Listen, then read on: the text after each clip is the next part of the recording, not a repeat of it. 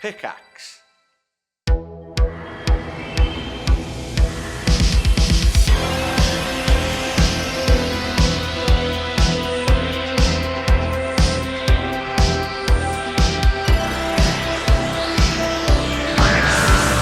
Hello, and welcome back to the Review of Death, your fortnightly home for Doctor Who news and reviews. I'm Matthew Toffolo. I'm joined, as always, by Billy Garratt-John. How you doing, bub?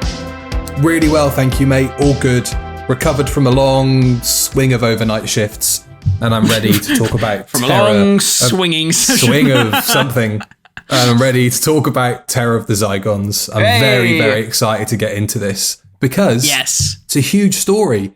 But I was looking at the old DWM poll. I think it's the 50-year poll, although I'm not sure.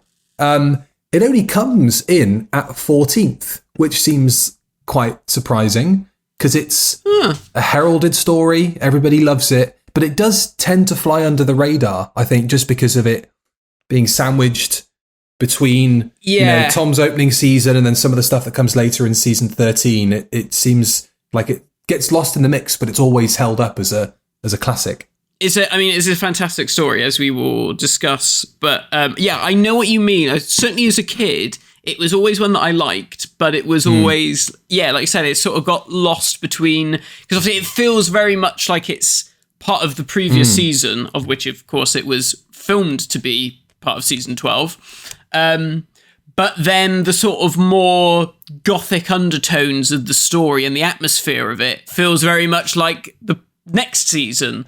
So it's kind of like this weird sort of in-between baby. And like Tom's costume is starting to gradually metamorph into the costume he would later have in season 13. So yeah, I can see what you mean, how it sort of... And obviously Harry's in it and Unit's in it. And so it feels like it's a bit of a throwback in a way until season 13 really gets its like foot on the pedal and goes, right, this is the direction that we want Doctor Who to go in.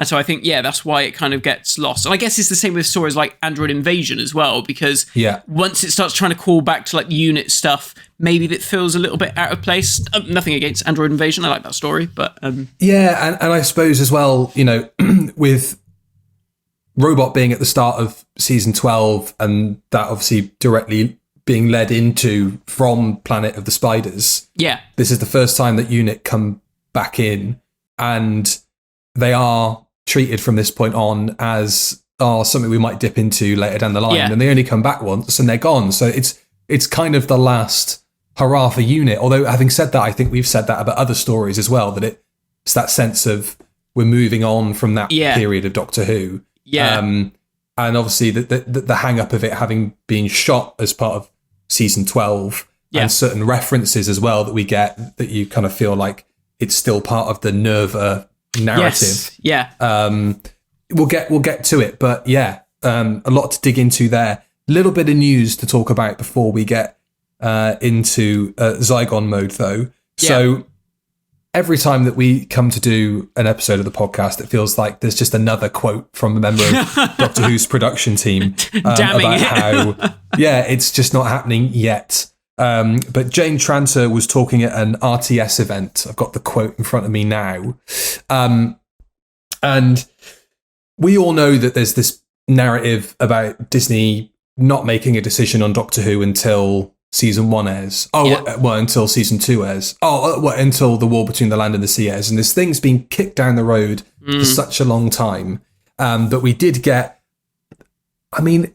it's not really clarification because we haven't learnt anything new. It's just what we suppose was the case. Yeah.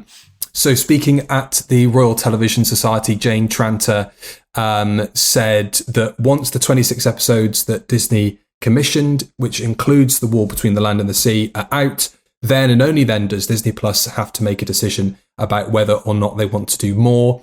I imagine at a time when Disney are having huge cuts themselves and there have been slashes in program budgets, they're looking to take their time to balance everything out and decide what they want to do.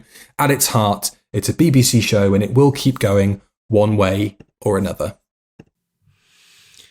Yeah, like you said, it's not really news, is it? It's like... It's everything we've sort of suspected. It's everything we kind of imagined was going on. It does feel... I feel like they must probably be kicking themselves a little bit because it's like, obviously they were banking on Doctor Who being a huge success. Because otherwise, why would you say, well, rather than commission more episodes of... If Disney said, right, we're going to give you the money to make X amount of episodes, which is including War Between the Land and the Sea, you must have really been hedging your bets if you thought, actually, we can take 5 episodes and put it to something completely different, to some like ancillary project. But my God, I bet they are sort of kicking themselves a little bit. I bet they're thinking, well, wouldn't it have been better if we'd have just saved those 5 episodes to do more of the main show? You know, it would have been nice to get more of shooting. I think that's part of the reason why I'm a bit like, well, partly why I'm a bit like with War Between the Land and the Sea, because it's like, well, have we got this in place of proper Doctor Who? Do you know what I mean? And obviously we had so few episodes of Shooty anyhow, in the grand scheme of things, because he was obviously too busy doing this, that, and the other. And it just sort of feels like, oh, wouldn't it have been nice to have had a little bit more time? Now, I don't know if having those 5 episodes would have fixed all of Series 1 and 2's problems. Probably not. I'm sure it would still have had the same old scripting problems. But it would have just been nice to have had a bit more time with the Doctor, with Belinda, and just more time with those characters. And maybe more time with different writers, getting the opportunity to add their style to the series, rather than it just being, particularly with Series 1, all Russell. So it's a shame, but it does feel sad that Doctor Who is just being kicked down the road, like you said. And it feels like someone's just going, have you made a decision on Doctor Who yet? Yeah, we'll get to it. Look, I'll look at it next week. Oh, sorry, I've had too many things. I'll look at it. Give me a few more weeks, and we'll get back to you. And it just feels like it's going to be that being, we have absolutely no intention on continuing down this road. Yeah, I thought it was interesting. Yeah, shoot it in the head, please. Yeah, just take it around the back of the shed. Come on. And then they can shovel up the remains and do something with it. I thought it was interesting that they mentioned that War Between the Land and the Sea is part and parcel of this commission, because I wonder at what point the decision was made to do a 5-episode spin-off. Yeah. Maybe it was Disney. Maybe Disney were like, well, you've done... I guess it depends on the pitch, doesn't it, really? I guess if they were hedging their bets with Russell and being like, well, this is what the great man did back in the day. We had the main show, we had an adult spin-off, and we had a children's spin-off, and we had, a little sort of magazine show with Totally Doctor Who and stuff. So maybe Disney were like, okay, well, give us that then, if that's what you're, think you can do. But...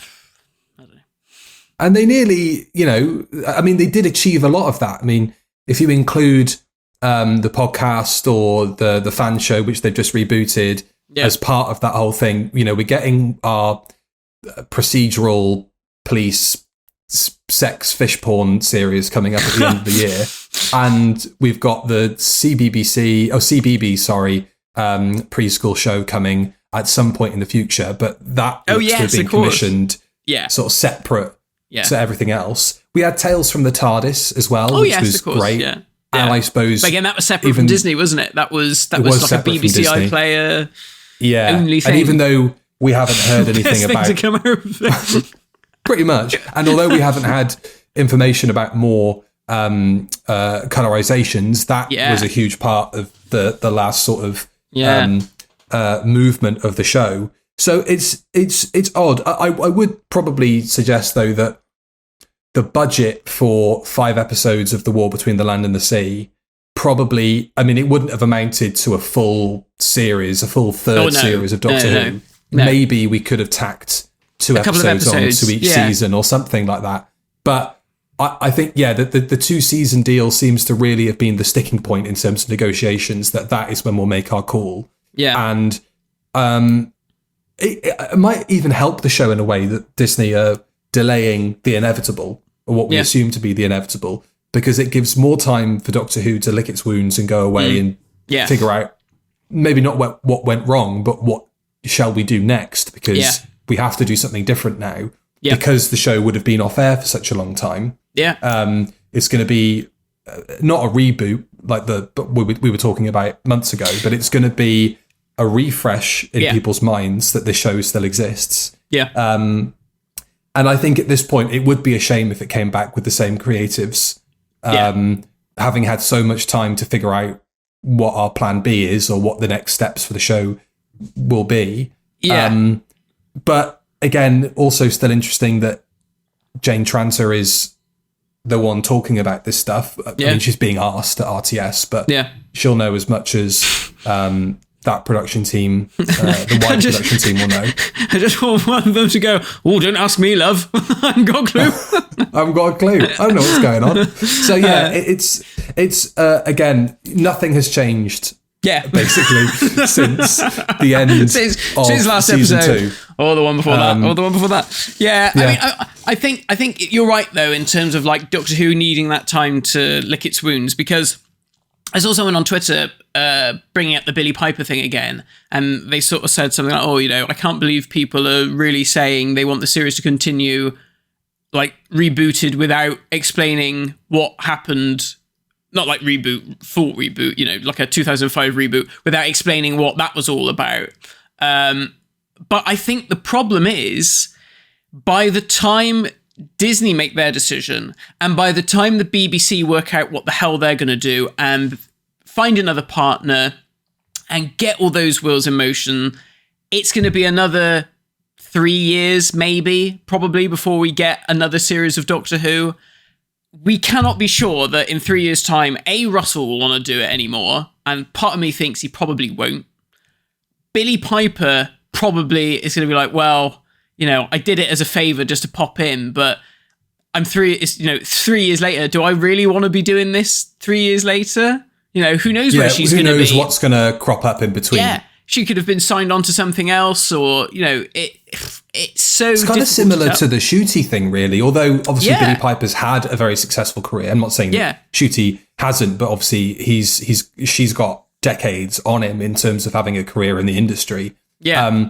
And she's got very successful plaudits from appearing in Wednesday. She was in that Prince Andrew drama. She was in that Jeff Goldblum series, the Greek mythological one on Netflix as well. Oh, she's good in that, actually. But if an Academy Award winning director comes up and says, right, we're going to shoot this next winter, and then Disney make their decision at the end of this year, and they go, right, well, here we go. So, well, I'm booked now.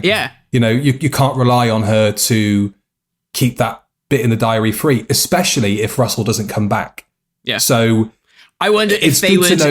I wonder if they would fudge it and do that thing, because remember Russell always said that his one regret with the Stolen Earth and Journey's End was that when the Doctor regenerated, I think it was Journey's End, he wanted the Doctor to regenerate into a big star. And then it would he would have multiple regenerations of turning into big actors before the regenerations would settle down and he would be the incumbent Doctor, he'd be David Tennant again. So I wonder if they would just play it off like that and say, well, look, Billy, can you just come in for an afternoon to do a bit on the TARDIS, and then we'll turn you into Helen Mirren or whoever else, and then we'll get Joe Bloggs, who's the actual new Doctor Who, to carry on in full swing. But they've written themselves into a corner, so they're having to now come up with, in this theoretical instance, they're now having to come up with ways of getting her back out the door as quickly as possible. So it was a very strange decision, and that is bearing out in the fact that we've had no news. Weird position that we're still in. Although very funny time. Good to know that she is at least friendly enough with the Big Finish crew to be doing that.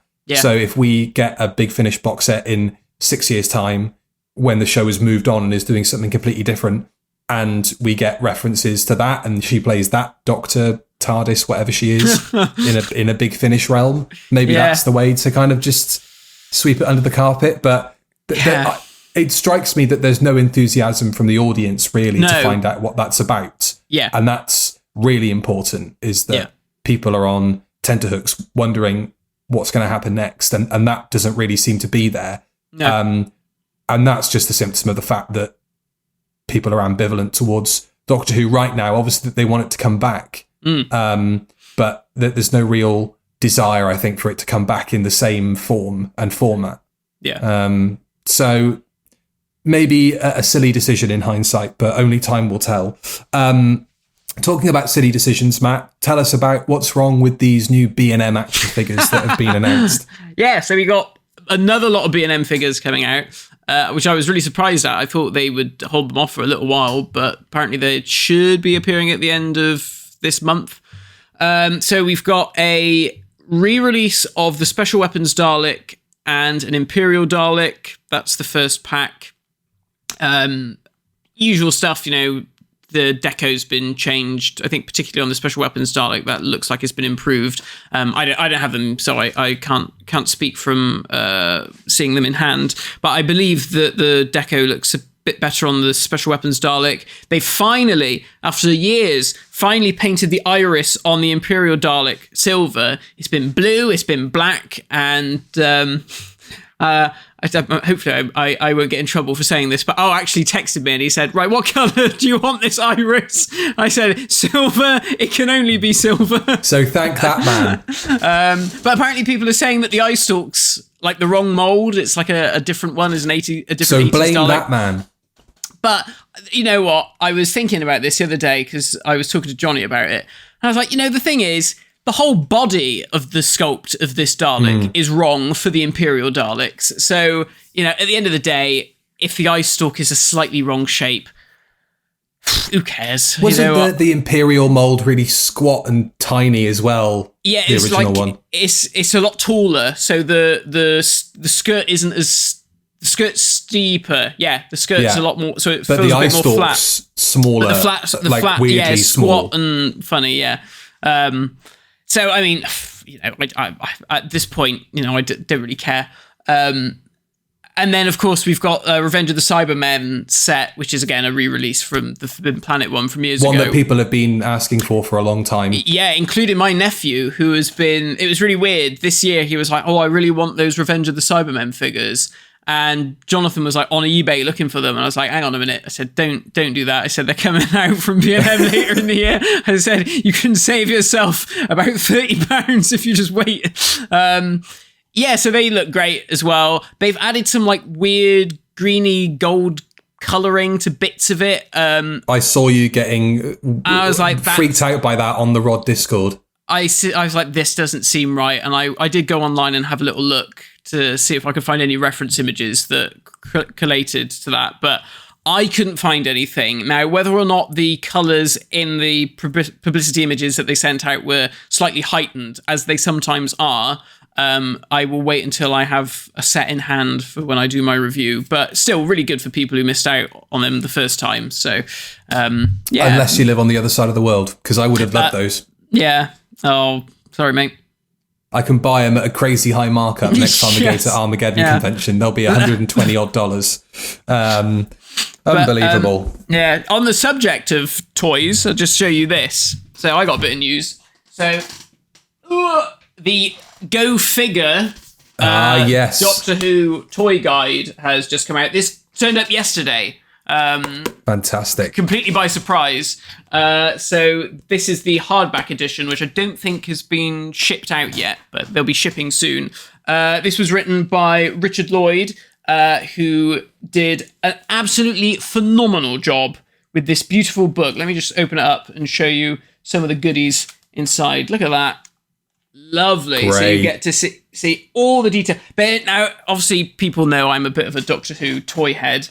There is stuff in here that even I didn't know about different variants and things and like running changes. And I've been going through and be like, what? That one's different, is it? And I'm like, I got to go home. I got to go back to Mum's and look at the toys and double check this. But it's really cool because for certain figures, you can see, look, they've got like a prototype Cyberman there. So they've done a really lovely job of going through it all. At the back, there's a lovely section. Now, the hardback version and the paperback version is slightly different. There's more pages in the hardback version. But look at this. Just a whole section all about the packaging. Oh dear. So they just go through basically every figure, I think, and just show off the packaging for all of them and like how it looked on the back and stuff. It's a lovely book. And then right at the back, you get some different prototypes that were never made, like a hovering new series Dalek, which I never knew about. And of course, the infamous There Yeti. we go. Yeah. There it is. There it is, with the ball bearing in the middle that came out. So what a shame we didn't get that.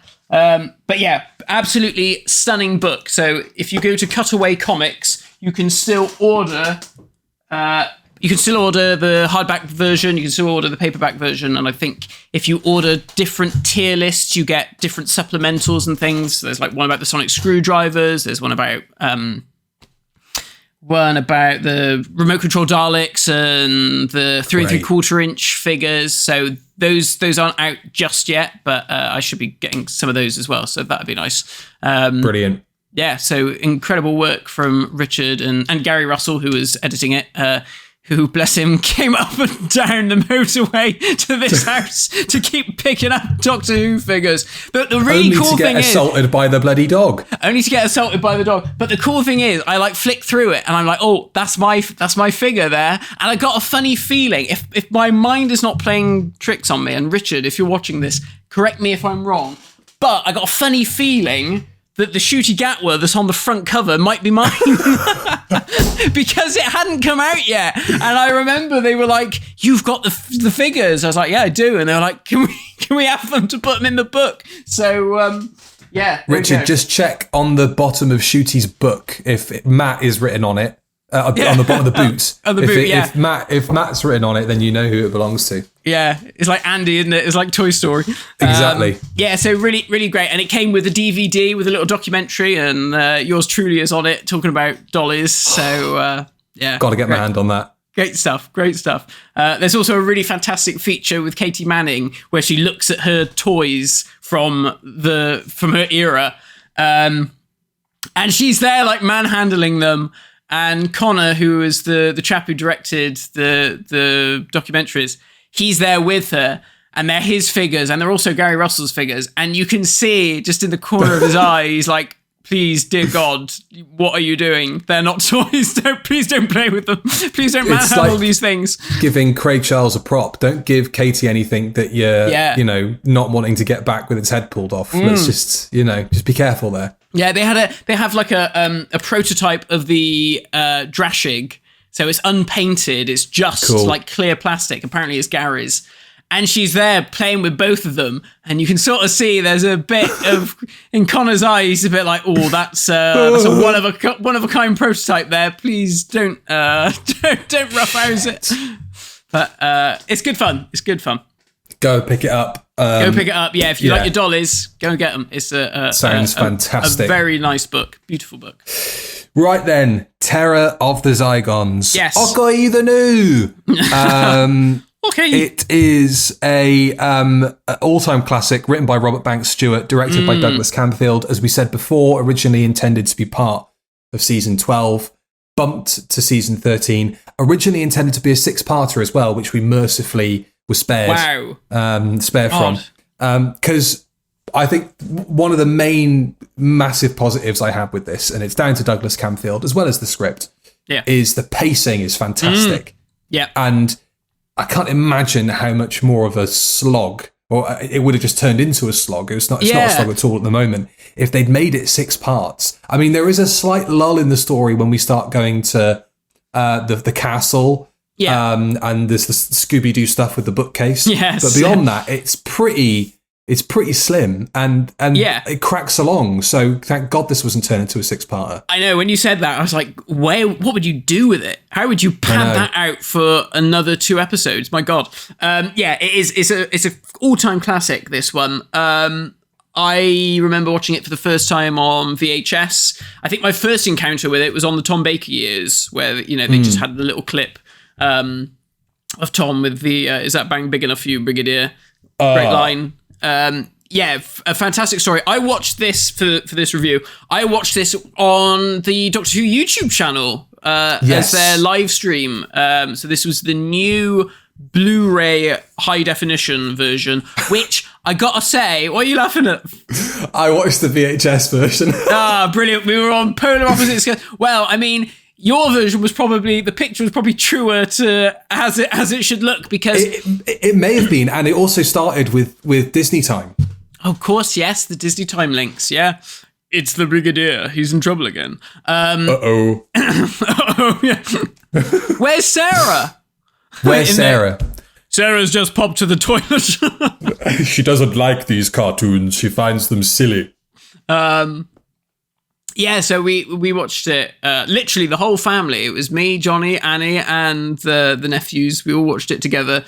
But yeah, I'm slightly worried about that season 13 box set starting to veer too much into AI upscale territory, because some of it did look a bit too smooth. Didn't we hear that some of the fear may have been waylaid a little, because whoever was doing the restoration, or somebody involved in the DVD, the Blu-ray, said it might be to do with the bitrate on YouTube or the way that it's uploaded, that it sort of smooths things out on a whole other level. And I guess they could say the same thing about this, given that it streamed on YouTube. Yeah. But what did it look like to your trained eyes? Well, like, my brother was like, gosh, doesn't this look nice and good? And I was like, no, Jonathan, the details have been taken out of the picture. It's too good. It's too smooth. No, I mean, it seemed like episode 1.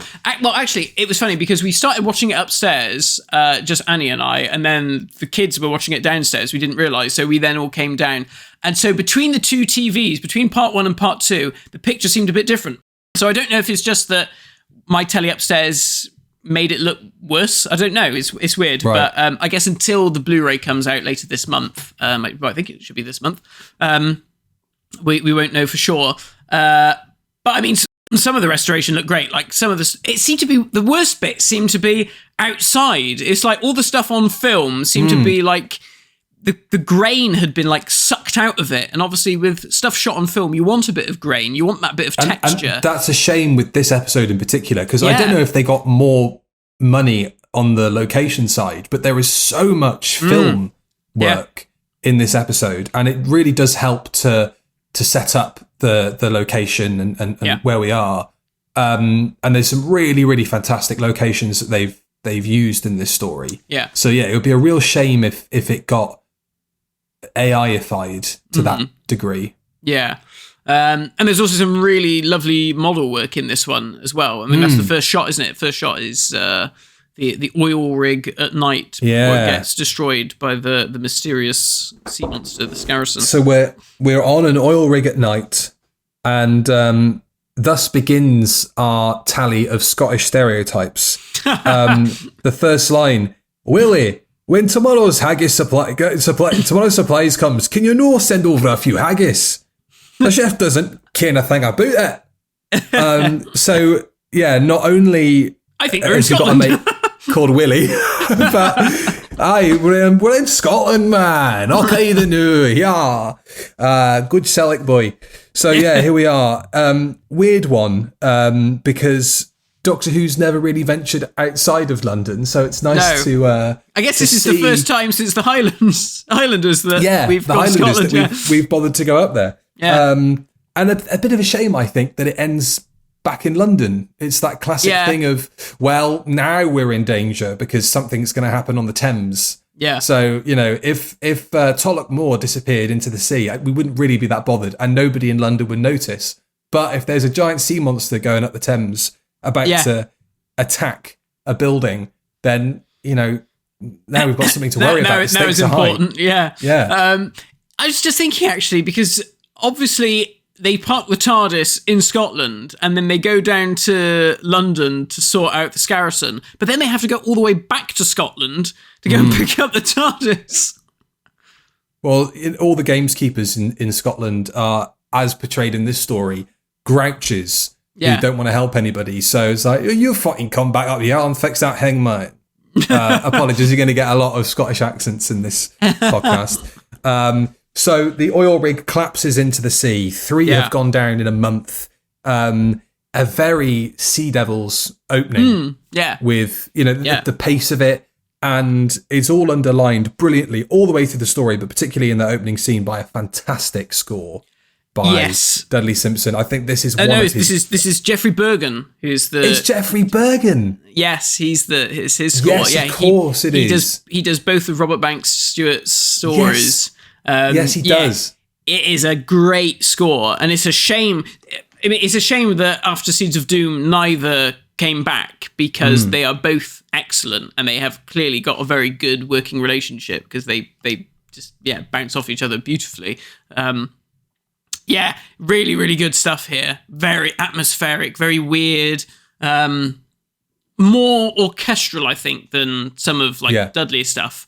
But then when you get some of the more electronic elements later on, it's really, really good. So my particular highlight is when Sarah goes into the bookcase and starts walking into the Zygon lair. There's a particularly eerie bit of music that plays there with the kind of Scottish instrument elements, and also the ethereal sci-fi bits that blends together really nicely. Yeah, it's all sort of quite whaley, sort of weird, spooky. It's great. It's a really, really good score, and it just fits it beautifully. You know, the moors and the mist and the fog and all that sort of stuff. It really fits that tone. My second note is the Doctor, Sarah, and Harry bliss. Yeah, this is frame it. This is Doctor Who. This is the perfect TARDIS team for me. I cannot get enough of this lot. Yeah. And great to have them all together, even though it's Harry's last story. And he goes through the ringer, poor old Harry. I'm not surprised he decides to stay at home, to be honest. But everybody good for on Ian top Marter, form, though, because he gets to stretch his acting chops, which is nice. Because obviously he did get a bit pinholed as just... a bit of a Hugh Grant, isn't he? Really, he's a bit of a bumbler, and but he is, at least here he gets to, whilst he still gets to do that, he gets to play off the menacing side, and he gets to do more than just be the comic relief, which is nice. It's a relief. It really is a relief. So the Doctor, Sarah, and Harry, they trudge through the Scottish moors. Just in case you didn't know Scotland, he's got a tartan scarf on. He's got a tartan scarf on, and then they're picked up by a Scottish miser. Yeah. The Duke of Forgill. I didn't note the name of the actor, but he's got a very interesting accent. John Woodnutt. Yeah. He's got a really interesting accent, and apparently when he was talking with Douglas Camfield, he was like, well, you're going to play it straight Scottish. And he went, well, this character probably would have been educated down in London, so he's got that slightly odd lilt to his voice, where got the slight Highland twang, and actually, but it makes it so much more threatening. Yes, and he's fantastic in this as the Duke and as Broton, of course. He's very scary. He's just got a look in his eyes that's quite sinister. John Woodnutt is no stranger to Doctor Who. He was in Spearhead from Space. He was he's in Keeper of Traken later on down the line. So yes, but he does a very good turn here as both the Duke and as Broton, and particularly towards the end when he gets to play the real Duke, and his performance becomes that much lighter, and he's a bit it's a bit bouncier. It's good. It's subtle, but it's very well done. And the way he's obviously had a word with somebody to say, look, for the last part, I'm not getting in and out of that fucking costume, so can I just stick to being the Duke for the remaining 25 minutes of the story? That would be great, thank you. So we've had haggis. We go to the pub. And there's bagpipes being played upstairs. So add that to the tally of Scottish stereotypes. And the whole of the episode... Go on. And the Brigadier's got a kilt on. In his kilt, which she looks very good in, very fetching in, I must say. Yeah. It is insane where they're like, do you think we've got across yet that they're in Scotland? We're not shooting this in Scotland, but we need to really sell it that it's in Scotland. Well, to add to that, we meet the landlord of the pub. Who, yes, has second sight. Second sight. And I love his character, actually. He's great, I think he's fantastic. Angus. Angus, that's it. And that lovely line he's got about, your friend looks like he can see around a few corners himself. Yeah. Which is a lovely bit of dialogue. There's some really, really nice lines in this from Robert Banks Stewart. He's another Doctor Who alumni, isn't he? Because he's in the Ice Warriors with Patrick Troughton. He's like one of those. Him, yes. He's one of those shaggy guys from the. One of the shaggy guys who's getting shot down in the cave. Yes, that's him. Of course. Yeah. So we've got Mr. Huckle. Where's he from? Is he supposed to be Canadian? He's from. Is he in The Spy Who Loved Me, or is he? He's in a Roger Moore James Bond. Everybody's in everything in this shocking episode. it's a veritable who's who. I was watching it. I was like, oh god, where's he in Moonraker? He's in a Roger Moore. He's in a Roger Moore James Bond. But yeah, he's. But he is a Yank of some description. Maybe he's Canadian. Maybe he's American. He's from over there. He's from up that way somewhere. Mr. Huckle. God, so many different accents in this Doctor Who story. People didn't know what was going global. On. It was. No, I know. So yeah, we've got Mr. Huckle. He's he works for the oil companies. Yeah. And over the last couple of years, been lots of people moving in to work on these oil rigs. 3 of them have gone down in a month, and the Brigadier calls up the Doctor to investigate. On the space-time telegraph. The space-time telegraph. That's where you pick everything up. Yeah, and that comes back, doesn't it? That comes back in Peter Capaldi's era. I think the space-time telegraph gets a mention. Is that not how Kate Stewart gets in contact with him or something? I think it is.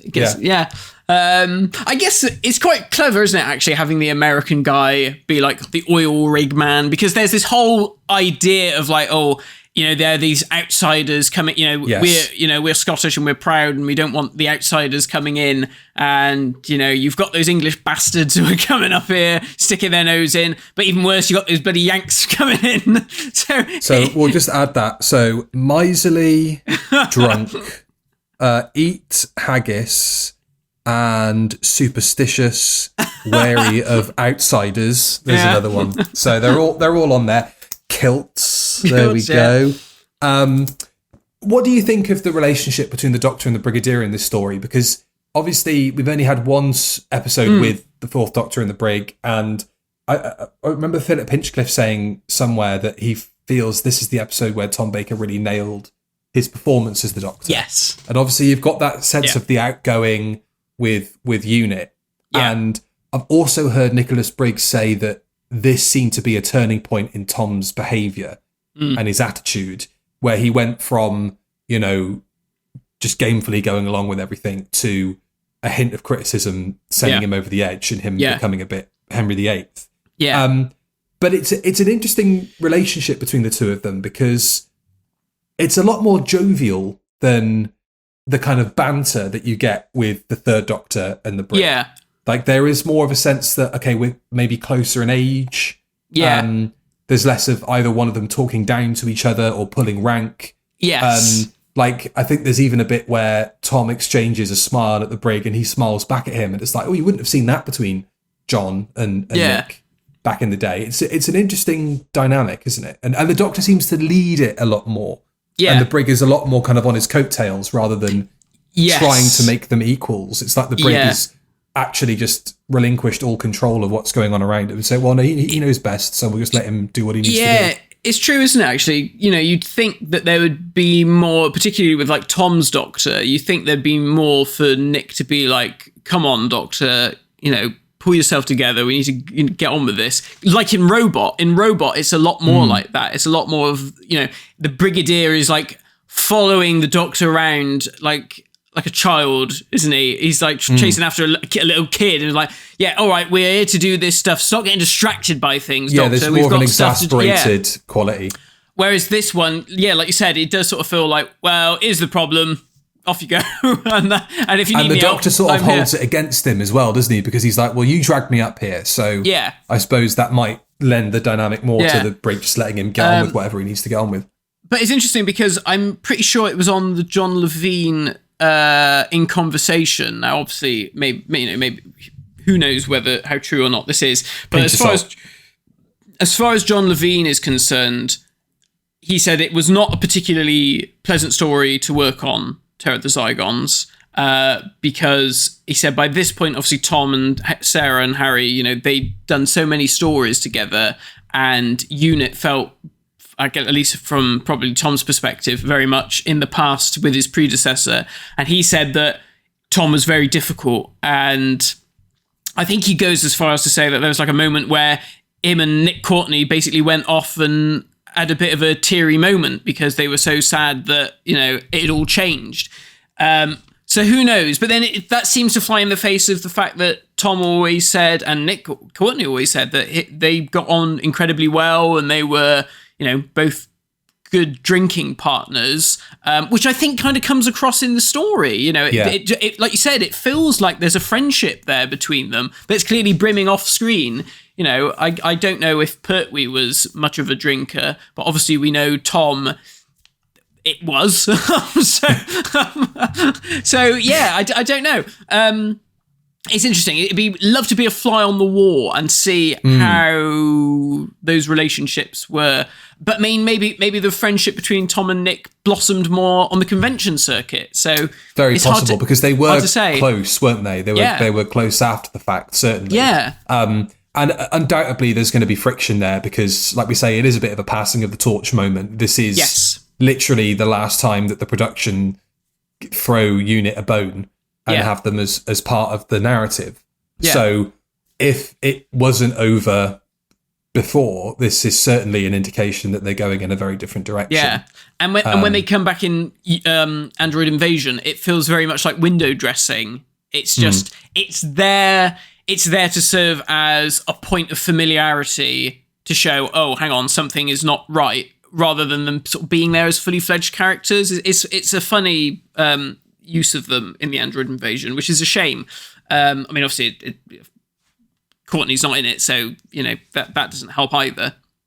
But there's certainly at the end of the story when they say goodbye, there's a look in sort of Nick Courtney's eyes, and whether or not he was thinking this while he was playing the scene or not, because obviously I don't know how. Guess they would have shot the location stuff before they shot any of the studio stuff. But he does look quite sad. And I do, and you sort of do think, oh, I wonder if in his head he's playing it like, deep down, I actually know this is probably the last time I'm going to see the Doctor, and this is probably the last time I'm going to be in the program. Maybe that's just us projecting, real life events onto it, but... Quite possibly, but at the same time, he did request to Philip Hinchcliffe that he was killed off, and he was really fully written out.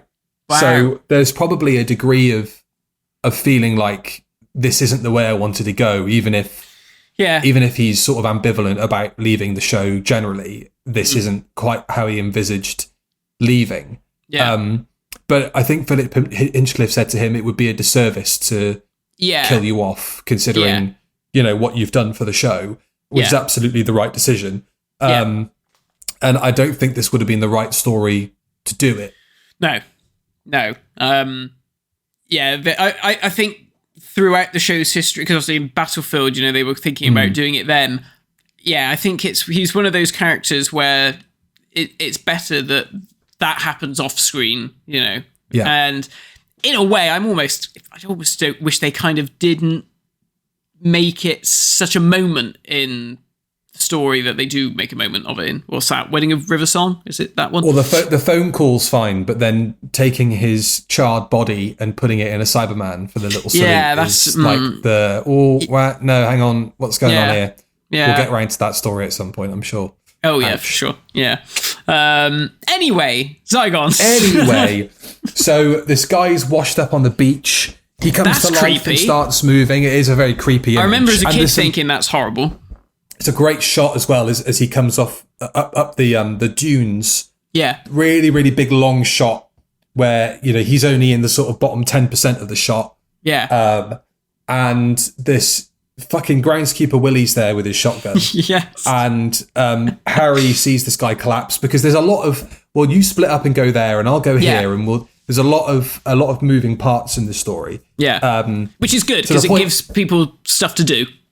Yeah, yes, exactly, which is a benefit. But Harry then gets shot by this groundskeeper as he's about to find out what happened to this poor dude.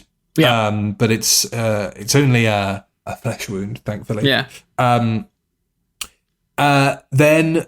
the Zygons we see for the first time. Yeah. Fondling their organic control panels. piloting a great big fish towards big fish. another oil rig. Yeah. Really, really cool. I mean, I'm going to gush about Douglas Camfield's direction all the way through this, but I love the cross-cutting. I love the real close-ups. You get a lot of super mega close-ups in this story. The eyes, isn't it? The eyes. And John Woodnutt has got very distinctive eyes, because I think one's slightly lazy or something, but it's such a good way of keeping the monster hidden. And like you said, just seeing the hands, because he does some really interesting cross-fading, isn't it, between shots. Yes. It's cool because obviously the controls are very organic and they're all suckers, and obviously the hands are all suckery. So it almost becomes like a bit like, well, what is creature and what is machine? And all then sort all of blends. You get is the extreme close-up, so you don't really get a measure of what's going on. It's, Dougie Camfield, what a fucking master. He was brilliant. Absolutely fantastic. So Harry is sent to the sick bay because he was supposed to go and have a look at what remains of the oil rig workers. And they meet a very surly nurse. Yes. She's very scary. She's absolutely terrifying. Yeah. The doctor goes off to investigate something else. That's another oil rig that's gone down, takes a big plaster mold of it, and we have this big giant tooth. Not entirely sure that's into scale with what we see of the Scarab. No, I thought that the other day, actually. I was like, maybe one of his baby teeth. Yeah, little one. One of his baby teeth came out. Yeah. There's a great line, talking of good lines in this story, there's that fantastic line from Tom where when the Huckle says, "Oh, the sea was calm and empty," and Tom says, "It may be calm, but it's never empty." Such a good line. And I wholeheartedly agree with what Philip Hinchcliffe says. Tom really nails it in this story because, and again, this is something I think Robert Banks Stewart does very well with the Fourth Doctor, which I think some writers don't do, but he does it in a particular way. He really finds the alienness in the Doctor, in so much as, like, in this story, Tom is very wide-eyed stares and like just staring off into the distance and delivering his lines. His thought process is, people are having a conversation, but he's on another level of thought. Drunk. Drunk. And then he sort of brings it back again when it writes him in Seeds of Doom, where, all the stuff on the Arctic base where the guy's turning into a crinoid, and like he says, "Oh, you must learn to help yourselves." And it's this like really like, wow, that's a very otherworldly removed sense for the Doctor. He's not like, "I'm going to help you." He's like, "Oh no, you need to do this. I am merely an observer that can sort of point you in the right direction." It's a cool, I love all that sort of stuff that Tom does. And I guess it kind of plays into like Tom's religious upbringing as well. Like, I think at this point he's really going like, I'm sort of like an outer space Jesus, Yes. And I just come in on the donkey and I'll say a few words and put you. They're very enigmatic, but it'll put you on the right path. That sort of thing. He's great. He's brilliant. Tom really just finds it in this one. Obviously he's great in all of season 12, but it feels like he's really gone. He's an alien, and what does that mean? What does that mean to be an alien? Like you said, maybe several pints in the BBC bar at lunchtime. Kremlins. Yes. Kremlins. So Harry comes to, garbles something to Sarah about what happened on the oil rig. She goes off to make a phone call as Sister Lamont hovers menacingly over Harry's bed. He wakes up. This is one of those moments with the electronic score. Yes. You've just got that going on like underneath, and it builds the tension so well because you're like, oh, okay, something's going to happen now. Something's going to kick off. Yeah. Harry's kind of, slipping in and out of consciousness, opens his eyes, starts screaming. I can only imagine Sister Lamont's gone like that. And Susan's calling the Doctor to update him on Harry's condition, and then from behind is menaced by a Zygon in one of the best Doctor Who cliffhangers ever. fucking terrifying as well. So good. And it's excellent. The way that Douglas Camfield shoots the Zygons is exactly what we were talking about, I think, what we would have wished to have seen in Inferno, which, funnily enough, he was supposed to have directed. Those last few stories, that the Zygons are never seen in fucking bright sunlight. And when they are, it's like that really long shot, which I've always found really creepy in the woods of the Zygon running across the clearing, which is fantastic. So good. Yeah. But again, in this instance, you get a brief glimpse of it going straight into the cliffhanger. So immediately kids are going to be like, what the fuck was that? The horrible noise that it makes. And that is part of the sound design that really works in this story, which we'll get to later on, is the sound design. It's that high shrill, and then Sarah's scream, which sounds, so piercing, so visceral, And then the way that Liz Sladen plays it later when the Doctor finds her in part 2 in the decompression chamber, where she is really shit up, and she's like, she's seen something. You would be, wouldn't you, if you saw that fucking thing coming at you? She's seen something actually horrifying. It's not even just like, it was a scary monster, Doctor. It was, this thing came up behind me out of fucking nowhere and shrieked at me, and now I'm in here. It's just great. And with the lighting as well, there's all the stuff on the Zygon base is really, really cool on the ship, because it's really dark, and it's that thing you were talking about earlier where they sort of blend into the set behind them, and some of the, albeit they probably put them in the background because the mouth application probably wasn't quite as good on some of the Zygons as it was on Broton, but the way that they're just kind of left out of focus in the background, I think they probably only had 3 costumes, but you wouldn't necessarily know that from the way they're used. But what I love, and obviously this is a collaboration between John Friedlander and Jim Ackerson. Between them, not only have they created, the silhouette and the full body that looks incredible, but each Zygon has its own distinct face, which is so unusual for a Doctor Who monster. We're so used to seeing something like the Silurians, whereas and a lady monster as well. And a lady one. Yeah, what the fuck's that about? How forward with thinking. 2 big blobby bits on the front. 2 big suckers. So it's great because they feel individualized and they feel like actual characters. And I think in the novelization they have individual names. I don't think you really, other than Broton, I don't think so. Maybe they don't get named, or they might be named on the credits. I'm not sure. But the fact that they found the money somewhere to be like, actually, we're going to make separate face masks for these, and the heads are slightly different shaped.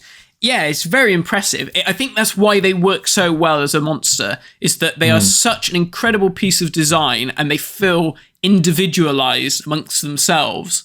And like you said, the way that it's all lit down there is so good. And when watching it the other day, I was like, you know what? The set is basically like black cloths with these bits and pieces put on, but the lighting is doing so much of the work. And you wish that other directors would have seen that and gone, oh yeah, maybe we should be doing it like that. God bless Barry Letts, but like we were saying with the Primords, had the Inferno project had that same sort of lighting, holy shit, those Primords would have been really scary. And there's also that fantastic shot talking about the lighting in this next scene, which we'll get to.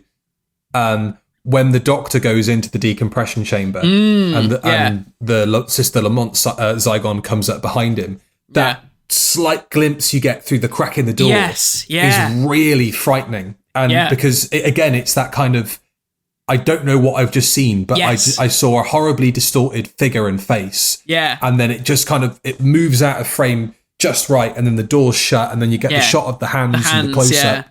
It's just so well done.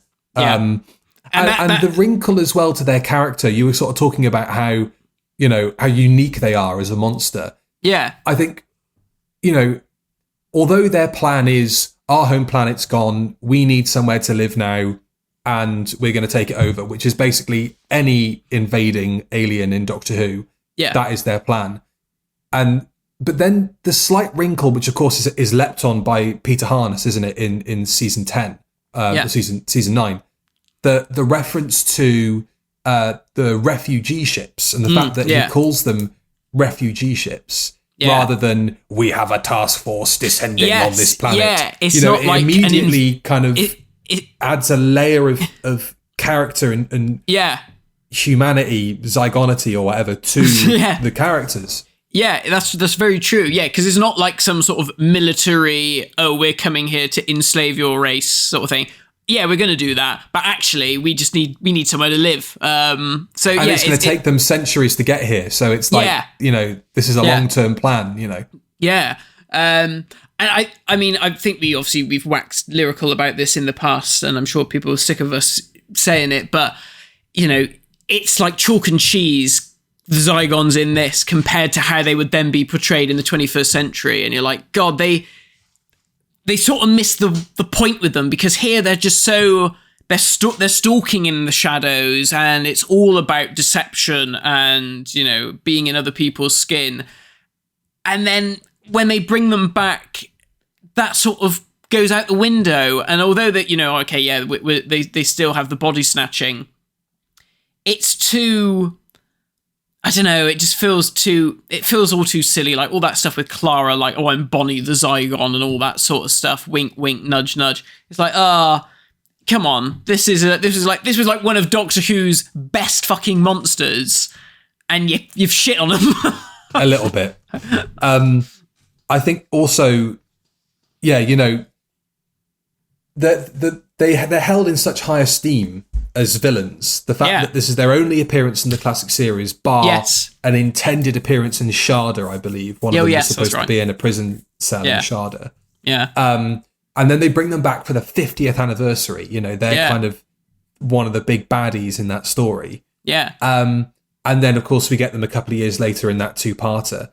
Yeah. But they've been used so infrequently, besides the softcore sex film in the early 2000s, that, I can imagine Robert Banks Stewart signing off on that. Yes, all right, fax me 500 quid and you can do it. They are held in such high esteem, and the story's held in such high esteem. But again, Zygons, you remember those monsters. They're kind of classic Doctor Who monsters.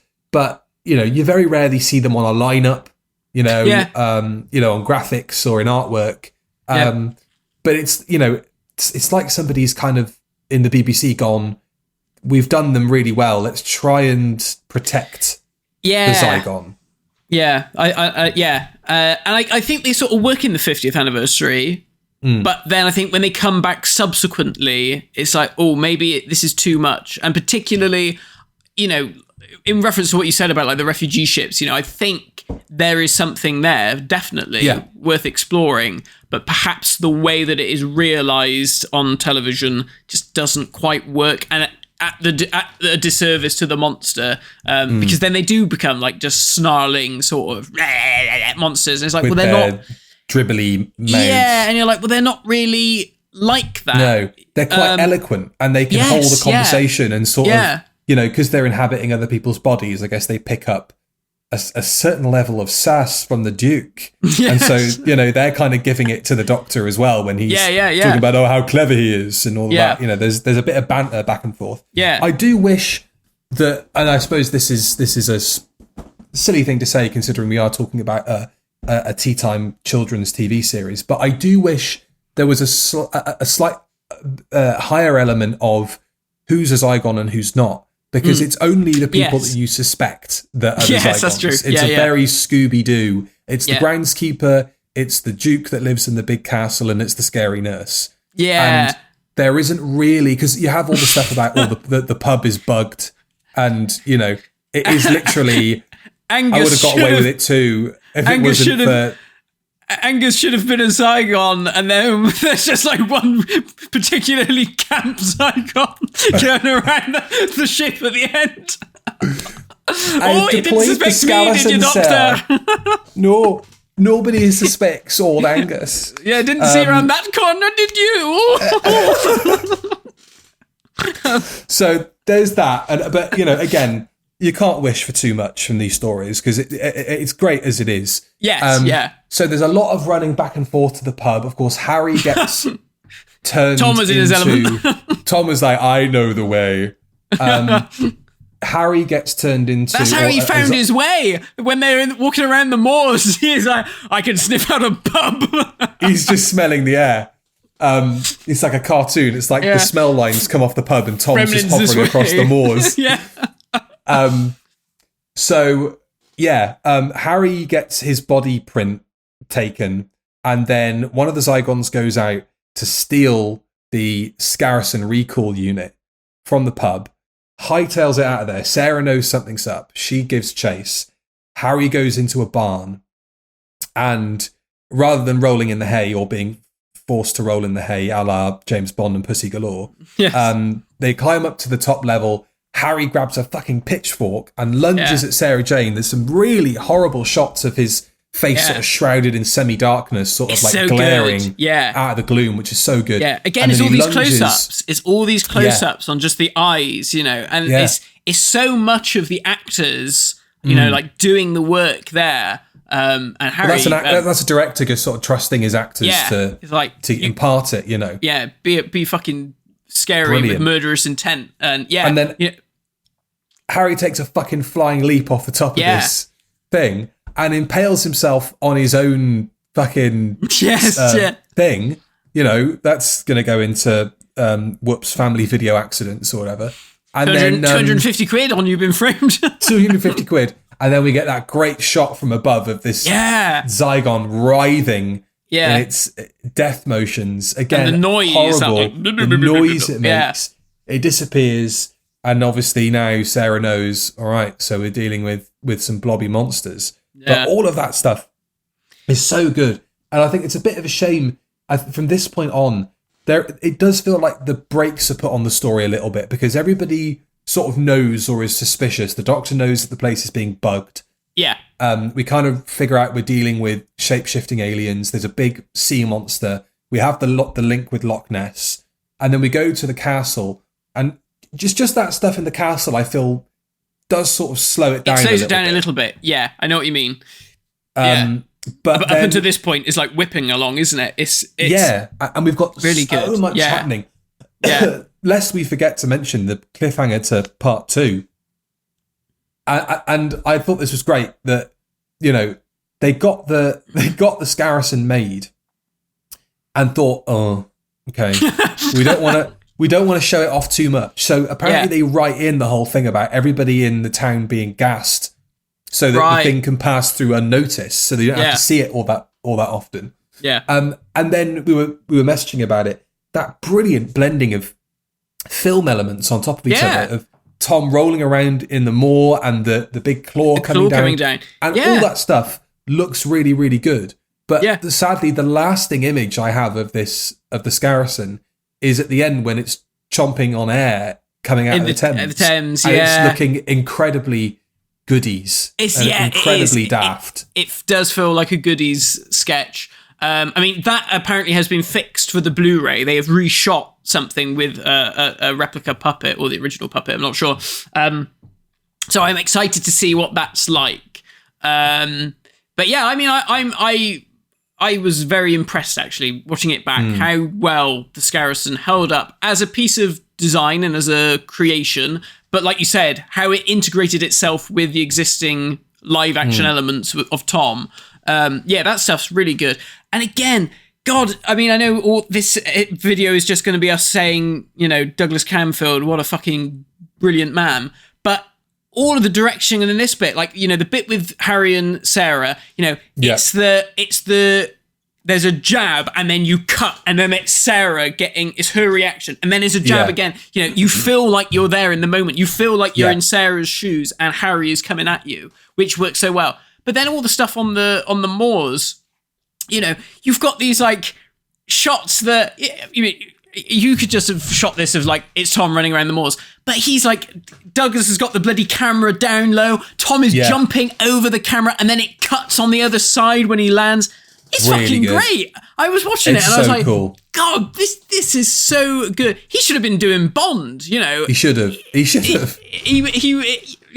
was so good. I mean, it's such a shame that, you know, he didn't do more Doctor Who. But it's not just the action, but it's the tension as well. Because one of my favourite bits is when Sister Lamont goes to the pub and kills Angus, has a tot of rum, kills Angus, and then runs into the forest, and then it's a manhunt for this Zygon. Yeah. And there is a real tension in that scene where the unit soldiers are going through the forest and they're looking for this thing, and then they get a glimpse of it running across the thing. They take a couple of pot shots at it. Sister Lamont appears out of nowhere with a bloody arm, and that fucking unit soldier is thick as pig shit. Sorry, we were firing in that direction. Sorry, sister, did we catch you with a stray bullet? Yeah. He doesn't even ask her. Or did we hit you? Oh, no, I can fix it myself. Yeah. It's He just goes, hey, you're hurt. Yeah, fucking shot me, you twat. Yeah. and then that stuff is all done so well. And then we've of course end up with the Loch Ness stuff, which is also really nice. And the model of the Zygon ship is so cool. Yeah. The underwater, quote unquote, underwater stuff where it is just a green gel light and some dry ice, that works really, really well. The explosion of that model at the end of the story as well. So good. Yeah. Looks amazing. Fantastic. Yeah. And going back to like Tom's weirdness, obviously all that bit in the beginning of part 2 in the decompression chamber, that's when he's fully like fucking now, what is he on? That apparently was replaced a scene that was deemed too expensive to shoot. Oh, right. And so I don't know what they would have done, but then Douglas said to Liz and Tom said, could we try and work something out here? Yeah. And then Tom must have gone, I met a chap down the pub who stopped me breathing, and he said he was from Tibet. And less this story comes into life. Yeah, I mean, it works so well because it's so weird and trippy. Again, it's all those close-ups. His eyes is just Tom's eyes and Sarah's eyes. And the she's Vaseline all like smear and and the music as well. Yeah, it's great. And then Tom's and then it's so lovely when Benton comes in and they're doing the whispering and he's like, can't break the spell. And then Tom goes, why are you whispering? And he's like, and it's just those little moments. It's so good. And then there's another one with when the unit crew have been knocked out in the pub by the sleeping gas, and then they find the Brigadier and he wakes up and he's like, you've been asleep, Brigadier. And he's like, asleep on duty. Oh, sometimes, Doctor, you say the absolute nonsense, and he walks off. And it's just these lovely little moments. And it's like, it is a bit of a shame, like, we're not going to get those anymore. But again, it does, in fairness, it does feel like we're watching... it doesn't feel like we're watching two eras kind of clashing, but it does feel like Doctor Who's ready to move on from Unit now. Yeah. And I suppose that is sort of solidified by the ending because, we lose Harry as well, which is really sad. Yeah. I suppose he's been through enough in this story that character-wise, you kind of think, all right, fair enough. I mean, he was nearly had his head blown off. He's been turned into a Zygon. And all this stuff's happened to him. Yeah. Really, it's more intense than anything he went through in the previous stories. Yeah. So it kind of makes sense for him to say, I'll leave you to it. I'll dip out of this one. Yeah. Yeah. But yeah, like you say, that kind of farewell to the Brigadier does feel like, okay, well, that's it. We're out of the series now. Yeah. Yeah. And a little bit of lovely acting from Liz Sladen. And whether this was her, whether this was the director... when they're in the castle and she finally finds the Scooby-Doo passageway down to the spaceship, there's a moment where she comes up to the door and it goes brrr, and she walks through it, and then she doubts herself, and then she runs back out again, and then it comes down, and then she does it again, and it's so lovely. And it's like that feels like something you would do if you had just found something that was otherworldly, and actually I'm not really sure if I should be here. You probably would go in and be like, oh, actually, no, I'm going to go back out again. And it's that hesitation. It's great. And that lovely little bit as well before then where she's talking to the Duke and he kind of... Kaber comes in and gives her the stepladder and kind of gives her, kind of scolds her and goes, Yeah. I don't trust your English. Yeah. And he disappears and then she sticks her tongue out at him, which is a very, Liz thing to do. Yeah. Just absolutely fantastic. I'm acutely aware, Matt, that we are running low on time. We are running low on time. As you're about to start your work. So I wonder if I should just turn to Instagram and any little points that people bring up there, we can double up on. Is there anything else? I'll just quickly check my notes. Is there anything? Oh, Thatcher's mentioned. Thatcher's? Oh, I meant the cider. Is it? So she just become the Tory leader. Yeah, and so when the Brig picks up the phone and talks to the PM, he mentions her. So yeah, clever bit of foresight. Doctor Who predicted that. The real monster is at the end of the phone. I mean, it's all that nice stuff where Sarah finds Harry and she's a bit like, oh, you know, I don't trust you. And then it's only when he says old girl that she's finally at ease. Like, that's a nice little moment. There's my favourite misogynist. Yeah, there he is. We talked about the model work with the lock. And then in episode 4, like Tom doing his best pained acting when he's like hooking himself up into the thing. That's all really good. Yeah, all the model work we said. Yeah, it's all brilliant. That bang big enough. Great line again. Yeah. It's hilarious bit rushed the ending, I think. The ending is a little bit rushed when they go to the energy. I put in my notes that they go to the Energy Commission meeting. You get that big shot of the building in London, which is the International Electromatics Building, by the way. Is it really? I'm certain it's the same building because I remember driving past that on a school trip and going, "It's International Electromatics." I'm sure it's the same building. I mean, Dougie Camfield as well, same director. Yeah. So maybe just thought, that works. But it's a shame that they go there, but you don't really see anything of the conference or the scale of it. It's just the Doctor, basement. Sarah, and running around the basement. It's like a dingy corridor and then a dingy basement. But all of that stuff where Broton is like killing the unit soldiers. His yells are fucking scary. Yeah, and again, it's all, like you said, it's all darkly lit, so you just get little flashes of him between the crates. Strangling unit soldiers. Yeah. And what I think is really nice as well is they don't have big blobby guns, they're just relying on brute strength and their duplicity and the whole body scan thing. It's nice that they aren't armed and they haven't got inbuilt weapons or anything. I thought that was a really nice wrinkle. And I don't know, I'm not sure if I've read the Target novel, but I don't know if the Target novel suggests what comes later, the Zygon sting, that if they touch you, you're zapped. Because it does feel like, and maybe this is like a retcon thing, because it does feel like at times, Broton just touches someone and they start screaming and you're like, oh, okay. And particularly when he's like massaging Tom Baker's shoulders and Tom is like, too hard. That stuff's really, really great. It's a good ending, but like you said, it's a little bit rushed, but it is good. And then of course, we've got the goodies Scarrison at the end. Let's have a look and see what people said on Tinterwebs. Make me an offer, extra special sauce. Tom was already a 10, but he somehow manages to be even better across these 3 episodes. Yeah. There are certain tentpole moments from across the Whoniverse where the bar is set extremely high, and this is one of them. Wish we had a whole season of Banks, Stewart, Camfield, Unit, Harry, Sarah, and the 4th Doctor.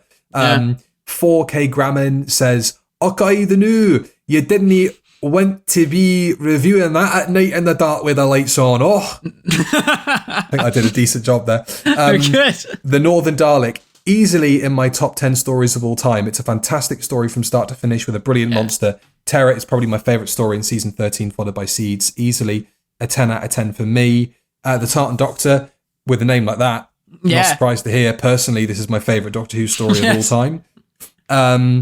You guys are going to have to break out the Iron Brew for this one. Should have done. Should have got some Buckfast or something. Oh yeah. 2 early in the morning for me.